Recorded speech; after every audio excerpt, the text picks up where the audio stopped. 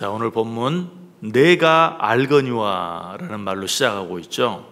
그런데 여기에서 나라는 말은 원어에서 소위 강세형으로 다른 사람은 어떻게 생각하든지 나는, 또 다른 사람은 알든지 모르든지 나는, 그리고 다른 사람은 믿든지 믿지 않든지 나는 분명히 알고 분명히 믿는다라는 그런 뜻이, 무엇보다도 이런 시인의 확신과 믿음이 단순히 지식에서 비롯된 것이 아니라 체험에서 비롯된 것이라는 것을 우리에게 가르쳐 주고 있어요. 내가 알거니와, 이건 내가 머리로 배워서 아는 것이 아니라 내가 체험을 통해서 안다라는 것을 가르쳐 주는 그런 단어예요. 시인은 무엇을 그토록 분명하게 알고 또 무엇을 그토록 분명하게 믿고 있을까요?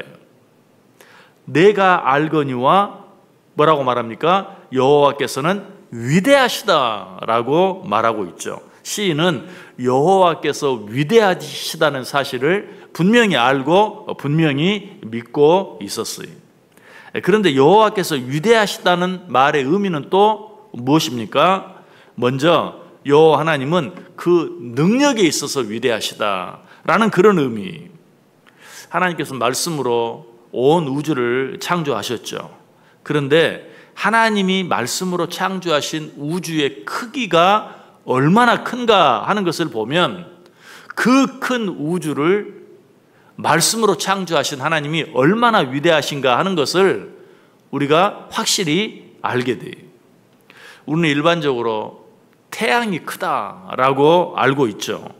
아니, 태양은 실제로 커요. 왜냐하면 태양은 지구의 109배나 되기 때문에. 지구도 얼마나 큽니까? 지구를 한 바퀴 돈다 하는 것 생각만 해도 지구가 얼마나 큰지 우리가 알 수 있죠. 그런데 태양은 그 지구의 109배나 된다. 그러니 태양이 얼마나 큽니까? 그런데 우주에는 태양은 비교도 할 수 없을 정도로 큰 별들이 수도 없이 많아요. 그 가운데 하나인, 어떤 별이 가장 큰지 정확히 알 수조차 없는데 가장 크다고 하는 뮤세투스라는 별이 있는데 이 별은 태양보다 무려 4,000배, 태양보다 무려 4,000배나 더 크다고 해요. 그럼에도 불구하고 이런 별들이 달이나 태양보다 훨씬 적게 보이는, 우리는 태양이 제일 크고 그 다음에 달이 크고 그 다음에 자잘한 별들이 있는 것처럼 생각이 되잖아요. 그러나 자잘하게 보이는 그 별들 가운데 태양보다 큰 별들은 말할 것도 없고 무려 4,000배나 큰 별도 있다. 그런데 왜 이렇게 적게 보일까요? 지구에서 그 별까지의 거리가 지구에서 태양까지의 거리보다 훨씬 더 멀기 때문에 그렇죠. 그렇다면 방금 말한 가장 크다고 알려진 그 별까지의 거리는 얼마나 될까? 지구에서부터 빛의 속도로 약 20만 년이 걸린다고 해요. 빛의 속도로 약 20만 년. 이런 별들이 수도 없이 뿌려져 있는, 그래서 이렇게 별 하나하나가 보이는 것이 아니라 그냥 별이 뿌옇게 보이는, 그걸 우리가 뭐라고 부릅니까? 은하라고 불러요. 그런데 이 우주 속에는 이런 은하가 하나만 있는가?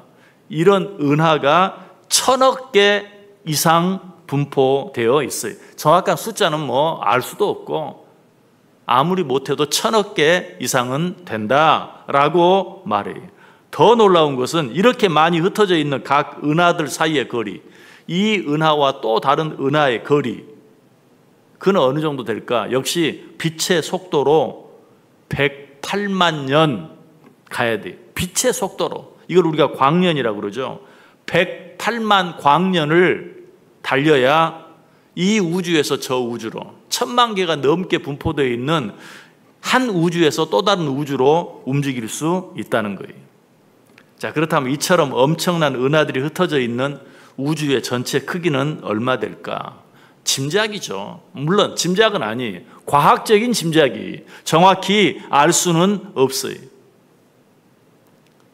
전체 우주의 크기, 뭐 행성이나 항성이나 이런 것들의 크기를 말할 때는 소위 반지름으로 다 표현을 하는데요.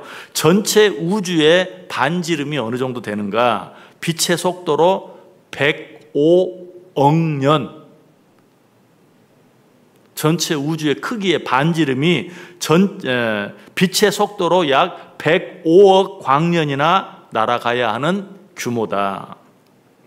이렇게 큰 우주를 태양은 은하계를 따라서 매 시간당 100만 킬로미터씩 움직이고 있어요. 뭐 제가 저도 여러 가지 통계를 보고 이야기를 했지만 이렇게 말하면서 저도 아직 잘 모르겠고 실감도 안 나고 그 숫자가 기억도 안 나고 그 거리는 뭐 어떻게 추측해 볼 수도 없어요. 이 엄청난 우주를 누가 만들었다고요? 하나님께서. 무엇으로 만들었다고요? 말씀 한마디로. 시인은 지금 이것을 생각하고 말하고 있어요. 뭐라고? 여호와는 위대하시다. 위대하시기만 합니까? 그러나 더 이상 표현할 게 없어요. 그래서 여호와는 위대하시다라고 외치고 있는 것이. 그런데 이 위대하신 하나님의 능력이 누구에게? 우리 한 사람 한 사람 모두에게 미치고 있다는 사실이. 이 위대하신 하나님이 우리 한 사람 한 사람을 돌보고 계신다는 것이. 그 엄청난 우주의 많은 태양, 달, 수많은 별들, 그보다 훨씬 더 큰 수많은 별들 하나하나를 돌보시는, 여러분 그 별들의 수가 어때요? 이 세상의 인구의 수와 비교가 됩니까? 전혀 비교가 안 돼요. 그것들을 다 돌보시는 하나님께서 이 지구상에 살고 있는 인간 하나하나를 돌본다는 것은 너무 쉬운 일이, 아무것도 아니. 그러니 이 하나님이 얼마나 위대하신가. 여러분, 하나님의 그 위대하심이 우리들 모두에게 미친다고 하면 하나님을 믿는 우리들만 생각하기 쉬워요. 아니, 성경을 자세히 보면 하나님을 믿지 않는 모든 자들에게까지 그 하나님의 위대하신 능력이 미치고 있는 것을 보게 돼요. 사람들에게만 미칠까요? 아니, 역시 당신께서 창조하신 동식물 하나하나까지, 동물 한 마리 한 마리는 말할 것도 없고 식물 한 그루 한 그루, 한 포기 한 포기, 모든 것에까지 하나님의 그 위대하신 능력이 미쳐서 그런 것들을 자라게 하고 그런 것들이 열매를 맺게 하고 하나님이 그 모든 것들을 돌아보고 계신다. 그러니까 성경에 보면은 때 필요할 때는 나귀를 통해서 말하게도 하고 닭 울음소리를 통해서 사람들로 깨닫게도 하고 하는 그런 모습들을 보게 되잖아요. 동식물 모든 것까지도 하나님께서 일일이 다 주관하고 계신다. 더 놀라운 사실은 동식물뿐만에게만 미치는 것이 아니라 무생물에게까지. 그래서 성경이 뭐라고 말해요? 예수님을 쫓는 자들이 호산나 호산나 하나님을 찬양할 때 주위에 있는 사람들이 당신의 쫓는 자들이 너무 시끄럽게 한다, 좀 조용하게 해달라. 그러니까 예수님이 뭐라고 말했어요? 저들이 나를 찬양하지 아니하면 저 돌들이 나를 찬양할 것이다. 생명이 없는 돌들까지도 하나님 마음대로 주관하고 다스리실 수 있다. 또 에스겔 골짜기에 그 해골들로 어때요?